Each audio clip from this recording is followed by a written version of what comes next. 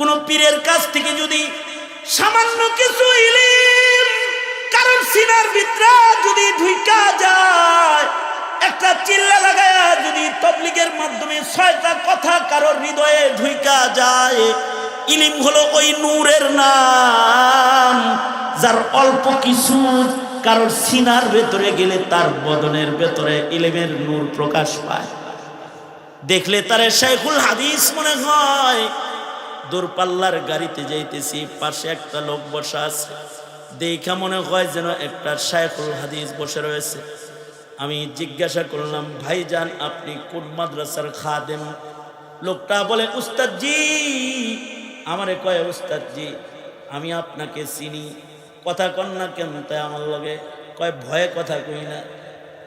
আপনারেও তো আমি চিনি নাই, ডরে কথা কই না। কয়, আমারে কেন ডরান? আমি বললাম, আপনারে দেখাও তো মনে হয় আপনি কোনো মাদ্রাসার শাইখুল হাদিস সাহেব বসে রয়েছেন। এ কথা বলতে চোখের পানি ছেড়ে দিয়ে লোকটা কান্দে আর কয়, ওস্তাদ জি আমি একটা 3 চিল্লার সাথী, আলেমদের সোহবতে থেকে থেকে আমার একটু রং পাল্টাইছে। আমি একটা জাহিল মূর্খ মানুষ, আমি রং পাল্টানোর কারণে আপনি আমারে আলেম মনে করতেছেন। আমার হাত ধরে কান্দে আর কয়, ওস্তাদ জি কতই না মজা হইতো যদি এমন হইতো যে ভুলটা আপনি করেছেন, এই ভুলটা যদি বিচারের যেদিন কাহারার জালাল লইয়া আল্লাহ বিচার করতে দাঁড়াইব, আর ফিরিস্তারা 2টা কাতার করব, টেনে টেনে দোজখীদেরকে বাম কাতারে দাঁড় করাইব আর জান্নাতীদেরকে ডান কাতারে দাঁড় করাইব। ওই দিন যদি ফিরিস্তারাও আমাকে আলেম মনে করে যদি আপনাদের লোকে দাঁড় করায় দিত, তাহলে আমার হিসাবটা সহজ হইয়া যাইতো। এই কথা বইলা যখন হাউমাউ করে কাঁদতেছে, আমি বুকে জড়ায় ধরে বললাম, ভাইজান ভয় নাই, ভয় নাই। রাসূল বলেছেন, মান তাশাব্বাহা বিকওমিন ফাহুয়া মিনহুম। আল্লাহর রাসূল বলেছেন, যার সাথে যার রঙের মিল হবে, ময়দানে মাহশারে আল্লাহ তাআলা তাকে তার সাথে দাঁড় করায় দিবে। কাউকে যদি নেককারের মতনও দেখা যায়, ময়দানে মাহশারে নেককার হিসেবে তাকে ডান কাতারে দাঁড় করায় দিবে। আর যদি কাউকে মুসলমানের ঘরে জন্মায় যদি ইহুদির মতন দেখা যায়, যদি নাসারার মতন দেখা যায়, তাহলে কিন্তু ইহুদ নাসারার দলের ভেতরে ধাক্কা দিয়ে পাঠায় দিবে। সঙ্গত কারণে অল্প ইলিমও যদি কারোর ভেতরে আইসা যায়, তার ভেতরে যে ইলমের নূরগুলা আইসা যায়, এই নূরের কারণেও ওই মানুষটা আলেমের নকলকারী হয়ে আল্লাহর জান্নাতি বান্দা হয়ে কিন্তু কবরে চলে যায়। এই কারণেই তলাবুল ইলমি ফরিদাতুন আলা কুল্লি মুসলিম, সকল মুসলমানের উপরে ইলমি দ্বীন, সকল মুসলমানের উপরে ইলমি দ্বীন শিখা আল্লাহ তাআলা ফরজ করেছেন। কারণ ইলম ছাড়া মানুষ তার মনুষ্যত্ব আর আবদিয়াত রক্ষা করা সম্ভব নয়। ইলমে দ্বীন ছাড়া কবর হাসরের শান্তি নিশ্চিত করা সম্ভব নয়। জাগতিক জ্ঞান দিয়ে দুনিয়ার জমিনে ভোগের রাজ্য করা যায়, কিন্তু জান্নাতের শান্তি নিশ্চিত করা যায় না। কবরের হালতকে সুন্দর বানানো যায় না। যদি কবর হালতকে কেউ সুন্দর বানাইতে চায়, তাহলে জাগতিক জ্ঞান এটা যথেষ্ট নয়। তাকে ওই জিনিস জানতে হবে, ওই জিনিস বুঝতে হবে যেটা তার রবের পছন্দ।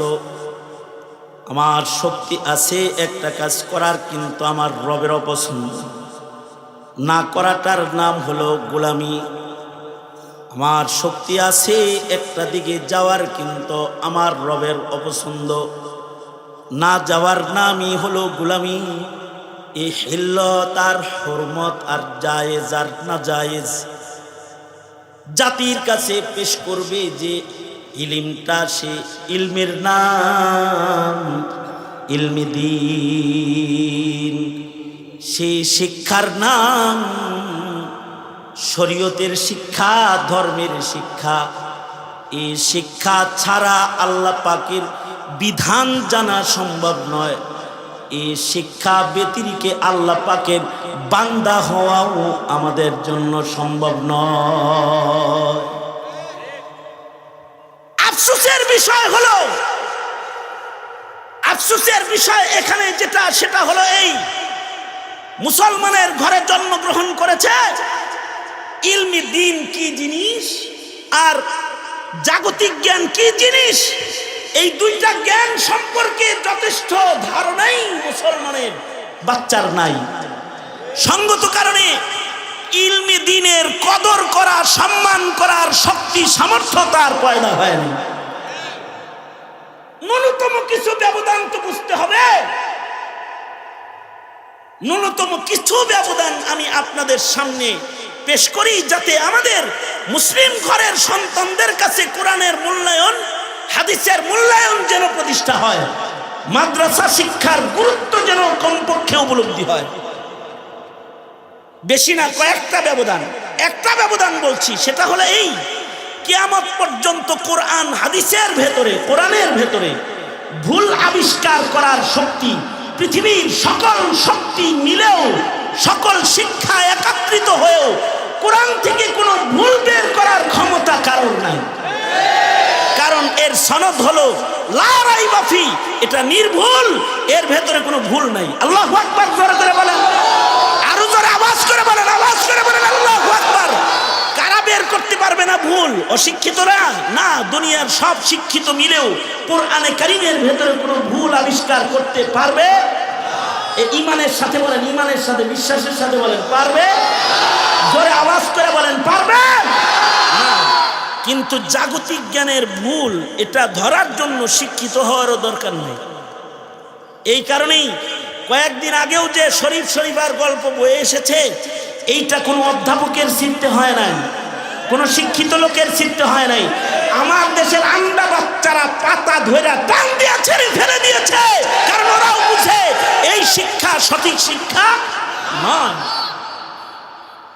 জাগতিক শিক্ষার ভেতরে ভুল রয়েছে, কোরআনের শিক্ষার ভেতরে ভুল নাই। একটা ব্যবধান,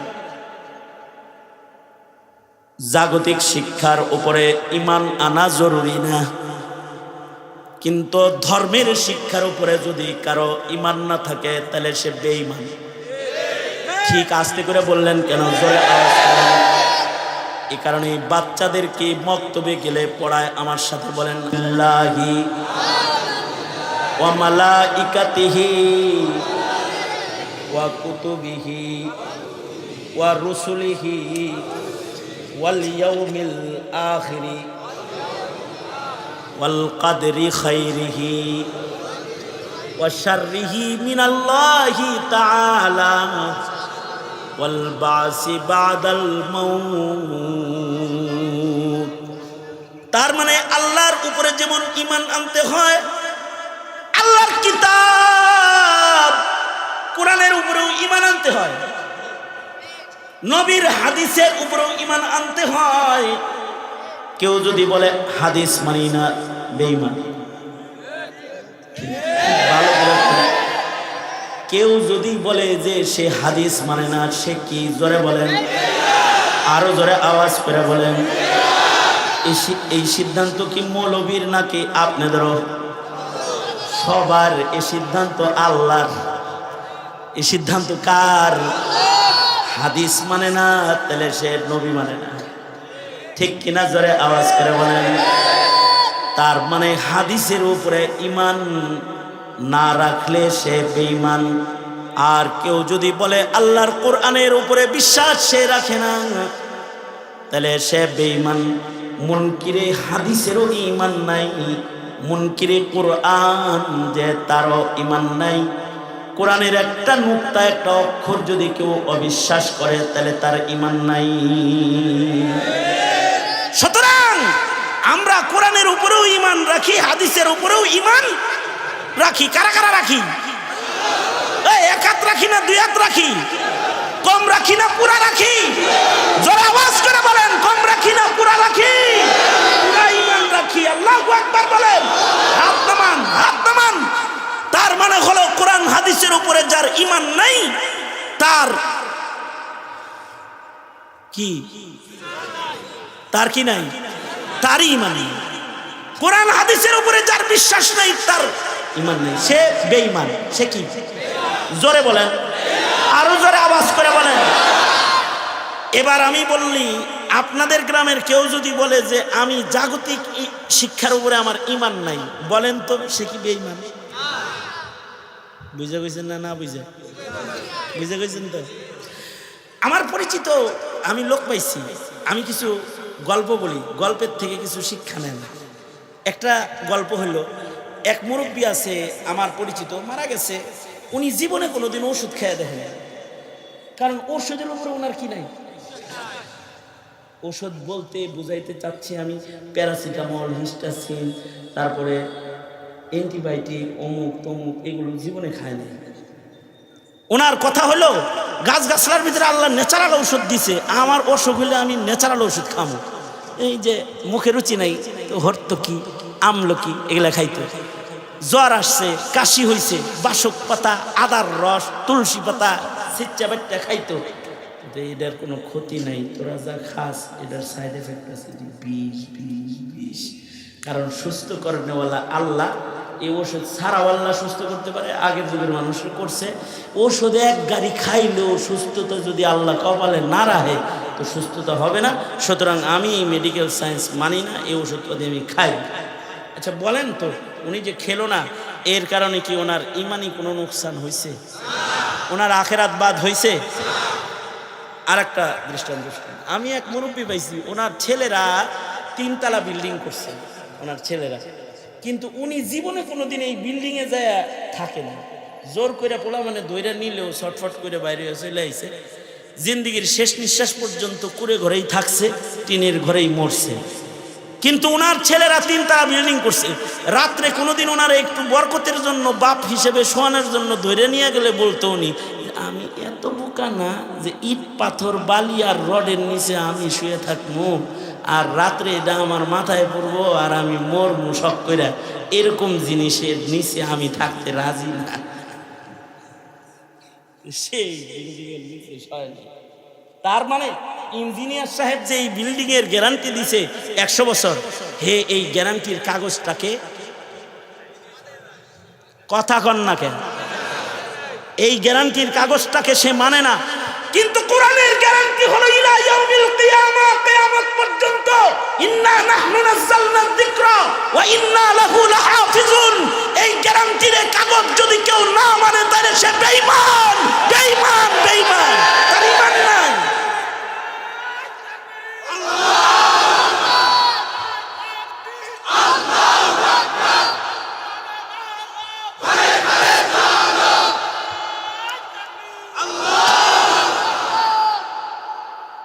কোরআনের গ্যারান্টি না মানলে সে কি? জোরে আওয়াজ করে বলেন, সে কি? জোরে বলেন। কিন্তু সে যে এই ইঞ্জিনিয়ারের 100 বছরের গ্যারান্টি মানলো না, কি হ্যাঁ কিচ্ছু হয় না, বরঞ্চ দুনিয়াতে কি হিসাবে মর্যাদা পাওয়ার সম্ভাবনা আছে। বলকের বাদশা হাত ছেড়ে দিয়ে জঙ্গলে থাকে নাই, দাম কি কমছে না বাড়ছে? হ্যাঁ অবশ্যই আমরা মানি যে এই গ্যারান্টি ঠিক আছে, এটা প্রমাণিত গ্যারান্টি। তারপরেও উনি মানে নাই, তাতে তো ওনার ঈমান যায় না। আমাদের এক মুরব্বী বলতেন যে উকালতি কেউরে বানাইস না রে, উকিল বানাইস না কেউরে। কি লেগে? তো উনি এক উকিলের নাম শুনলেই আউজুবিল্লাহ নাউজুবিল্লাহ যা ওনার মুখস্থ আছে সব পড়তো। অথচ উনি অ্যাডভোকেট সাহেব। তো ওনাকে যদি বলা হয় শিক্ষিত একটা লোক, এর নাম শুনলে নাউজুবিল্লাহ আস্তাগফিরুল্লাহ দি পরে নাউজুবিল্লাহ মিনাশ শাইতানির রাজিম, এগুলি কি হয়েছে? আপনি কয় যে এই শিক্ষাটা আমার মতে দরকার নেই। আমি কই যে যদি এই শিক্ষা না হয় তাহলে কোর্ট চলবো কেমনি? উকিল সাহেব তো মামলা মুভ হবে না। এই যে মামলা মুভ করার যে তরিকাটা, এটাই মানব রচিত। কারণ যুক্তি দিয়া দোষীকে নির্দোষ বানানো হবে, আর নির্দোষকে দোষী সাব্যস্ত করে ফাঁসির রশি অথবা জেলখানার কুঠুরি তার মরার জায়গা বানায় ফেলা হবে। এতে বিচার বিভাগ চলবে কেমনে? কয় কোরআন দিয়ে চলবে। কেউ যদি খুনি হয় তাহলে তাকে কিসাস কায়েম করবে, কেউ যদি জেনাকার হয় তাকে সঙ্গে সার করবে, কেউ যদি চোর হয় তাহলে তার হাত কেটে দিবে। অপরাধের বিচার প্রমাণিত হবে, করে ফেলবে। যুক্তি দিয়া মামলা 100 বছর চালাইয়া কোন জিনিসকে ঝুলায় রাখার দরকার, এটা মানব রচিত, এটা আল্লাহর পছন্দের কাজ না। এটা হলো ওনার কথা বলতেছি আমি। তাহলে উনি যদি এটা না মানে, এর দ্বারা সে বলতেছে যে আমি কোরআনিক বিচার চাই। কারণ যুক্তি দিয়া টাকার বিনিময়ে মামলা চলতে থাকবে, আর নির্দোষ দোষী হবে, আর দোষী আজাদ ঘুরবে। এইটা আমি ঈমান রাখি না। যদি বলে ঈমান রাখি না, তাতে কি তার ঈমান নষ্ট হবে, আখিরাত নষ্ট হবে? কিন্তু কেউ যদি বলে কোরআনের বিচার মানি না, এই যে কোরআনে যে বিচারগুলো আছে এগুলো মানি না, যদি এই কথা কেউ বলে, বলুন তো তার ঈমান থাকবে না যাবে? আরো জোরে আওয়াজ করে বলেন। তাহলে এটা হলো 2 নম্বর ব্যবধান। আমি বললাম জাগতিক জ্ঞানের উপরে বিশ্বাস না রাখলে আখিরাত বরবাদ হয় না, কিন্তু ইলমি দ্বীনের উপরে কারোর যদি ঈমান না হয়, কারোর যদি বিশ্বাস পয়দা না হয়, ঈমানদারের দপ্তর থেকে তার নাম চলে যায়। বহু মুসলমান ঘরের সন্তান, ওদের ইলমে দ্বীনের উপরে ঈমান নাই, এই কারণে ওরা নাস্তিক, ওরা মুরতাদ। কথা বলেন, আওয়াজ করে বলেন, ঠিক না ঠিক জোরে বলেন। কারণ ইলমি দ্বীনের উপরে যে বিশ্বাস রাখতে হয়, এই বুঝ ওদের বাবা মা ওদেরকে দেয় নাই। মনে রাখতে হবে, কোরআন থেকে আসা ইলমি দ্বীন এমন একটা শিক্ষার নাম, যার উপরে বিশ্বাস স্থাপন করে প্রত্যেক মুমিনকে মুমিন হতে হয়। 2 নাম্বার হলো, পৃথিবীর সব শিক্ষা ধ্বংস করা সম্ভব, ধ্বংস হয়ে যাওয়া সম্ভব, কিন্তু কিয়ামত পর্যন্ত আল্লাহর দ্বীনের শিক্ষা ধ্বংস করা পৃথিবীর কোনো পরাশক্তির জন্য সম্ভব নয়। কারণ পৃথিবীর সকল শিক্ষা বস্তু নির্ভরশীল, আর আল্লাহর শিক্ষা আল্লাহ তাআলা আসবাবের দ্বারা হেফাজত করবেন না, এটাকে আল্লাহ তাআলা আল্লাহর কুদরত দিয়া হেফাজত করবি। আমি সন্ধ্যার পরে যে মাহফিলটায় কথা বলেছি, ওইদিকে আর কি,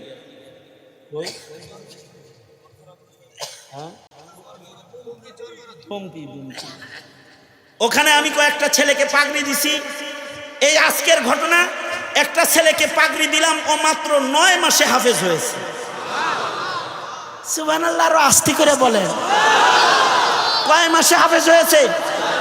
9 মাসে যে 30 পারা কোরআন ওর সিনার ভেতরে প্রবেশ করলো, এটা কি কোনো ব্যক্তি প্রবেশ করায়ছে না আল্লাহ প্রবেশ করায়ছে? জোরে আওয়াজ করে বলেন। আজকে যদি পৃথিবীর কম্পিউটার, কাগজ কলম বাতিল হয়, কোনো কারণে যদি এগুলো হারিয়ে যায়, আর যদি নূহ নবীর প্লাবন হয়, সব যদি পানির নিচে যায়, সব শিক্ষা গোল্লায় যাবে। কিন্তু একটা শিক্ষা প্লাবন থেমে গেলে গাছতলায় আবার শুরু হবে, সেটা হলো ইলমি দ্বীন, যে মানুষের সিনায় সিনায় হেফাজতে আছে। আবার দারুল উলুম দেওবন্দের ডালিম তলার মতো আবার মাদ্রাসা কায়েম হয়ে যাবে। এ কায়েম করবেন কে? জোরে আওয়াজ করে বলে। সর্বশেষ ব্যবধান যেটা আমি বলতে চাই,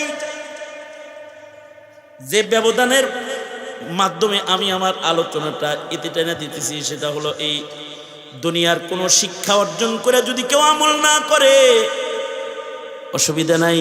ইঞ্জিনিয়ার জীবনে ইঞ্জিনিয়ারগিরি করে নাই, বদনাম নাই। ডাক্তার জীবনে কোনোদিন রোগী দেখে নাই, বদনাম নাই। LLB পাস জীবনে কোনোদিন কোর্টের বারান্দা দিয়ে ঘুরে নাই, তার বদনাম নাই। তাতে শিক্ষা অপমানিত হয় নাই, শিক্ষিত অপমানিত হয় নাই।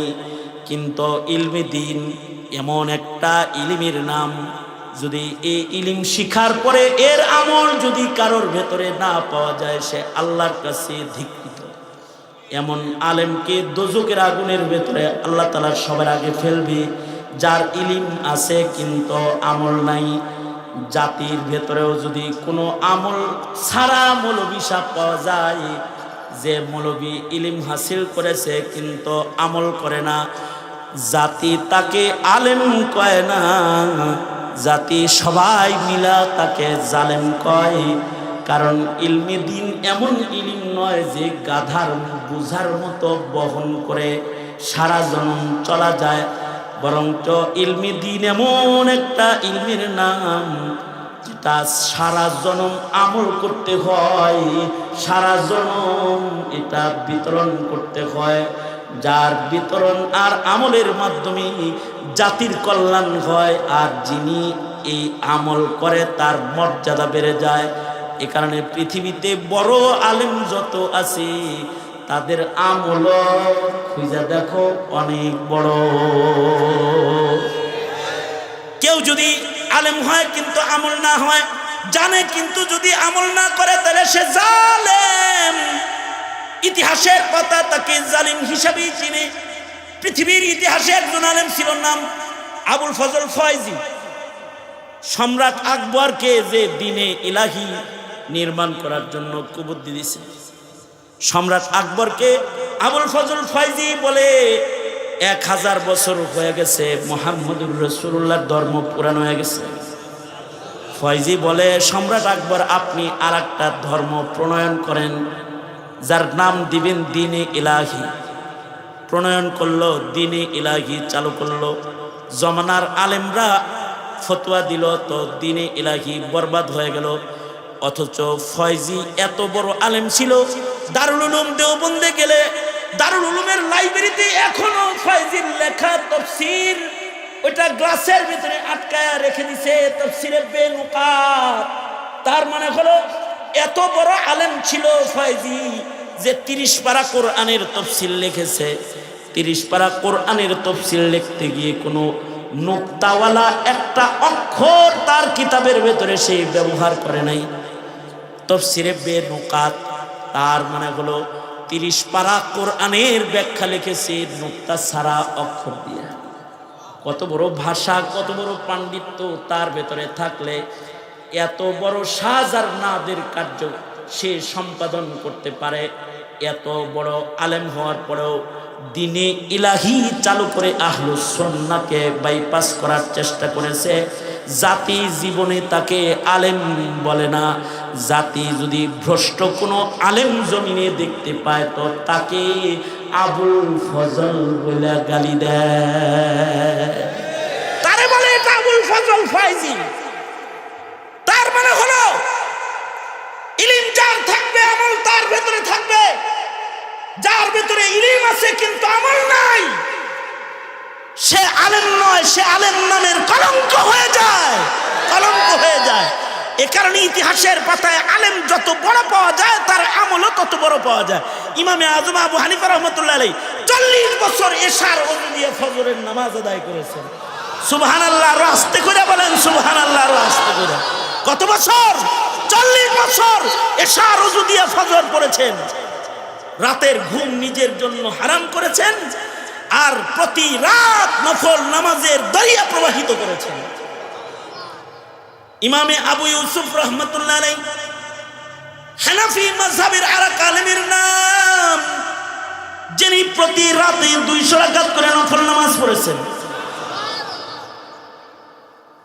আব্দুল্লাহ ইবনুল মুবারক রাহমাতুল্লাহ আলাইহি সারা জীবন রাতের বেলায় দাঁড়ায় দাঁড়ায় নফল পড়েছেন।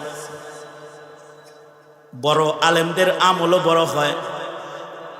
ইতিহাসের পাতায় আমরা যত বড় আলেমের নাম লই, যাদের নামগুলো ইতিহাসের পাতায় স্বর্ণাক্ষরে লেখা আছে, তারা শুধু জাননেওয়ালা আলেম নয়, তারা বা আমল আলমিদি।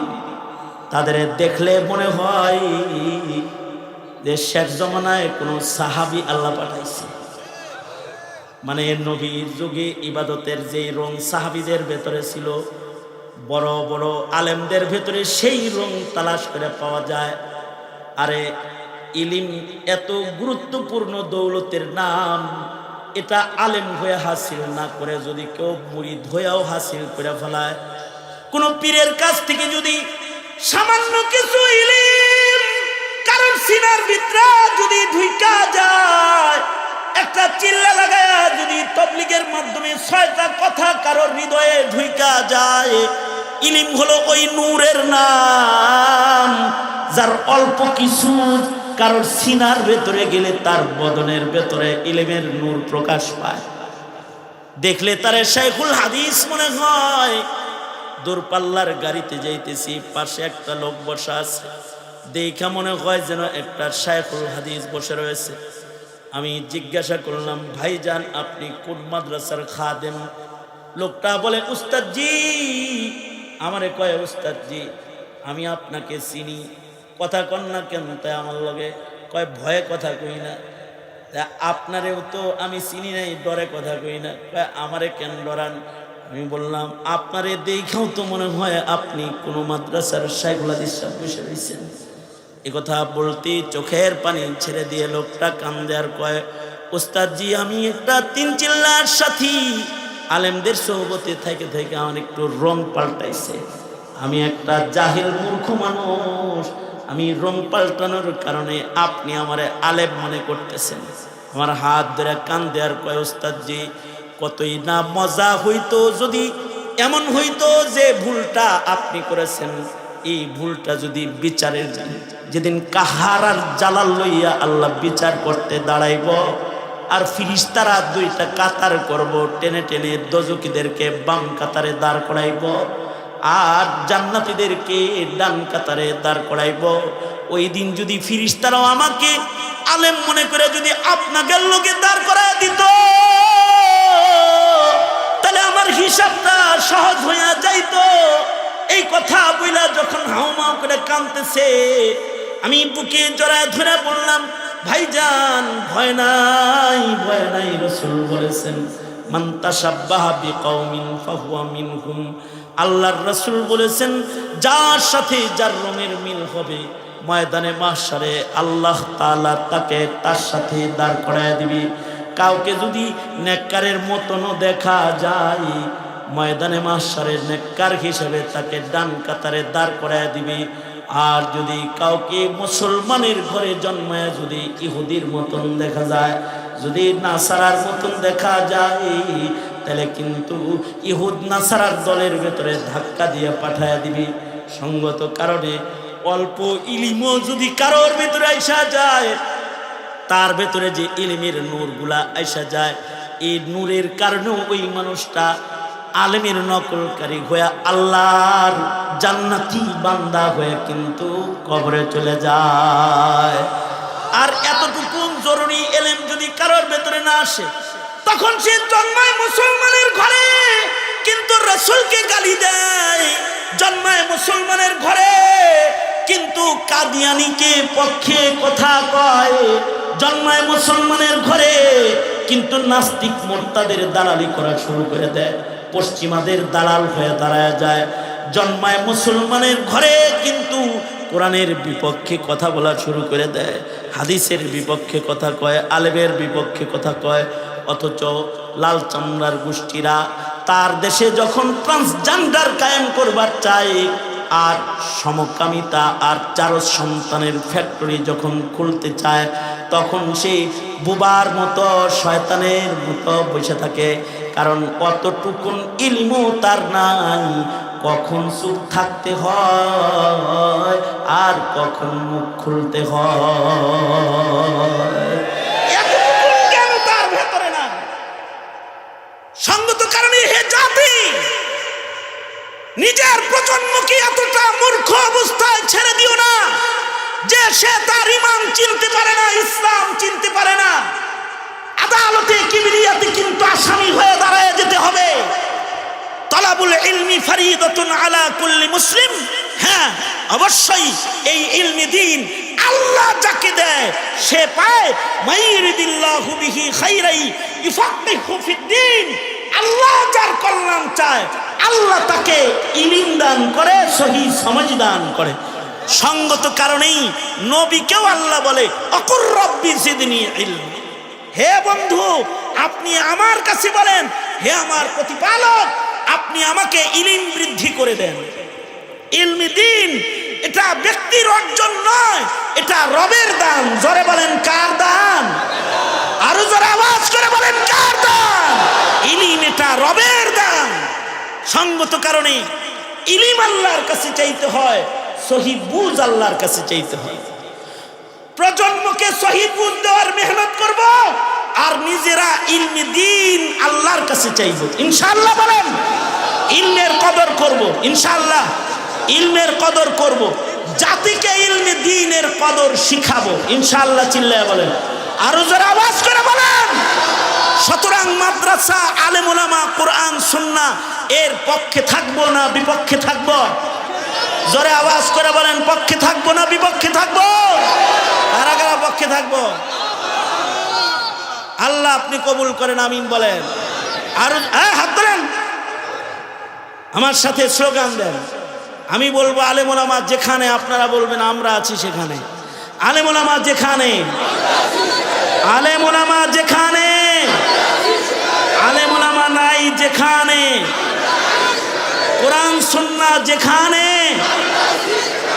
কোরআন সুন্নাহ নাই যেখানে,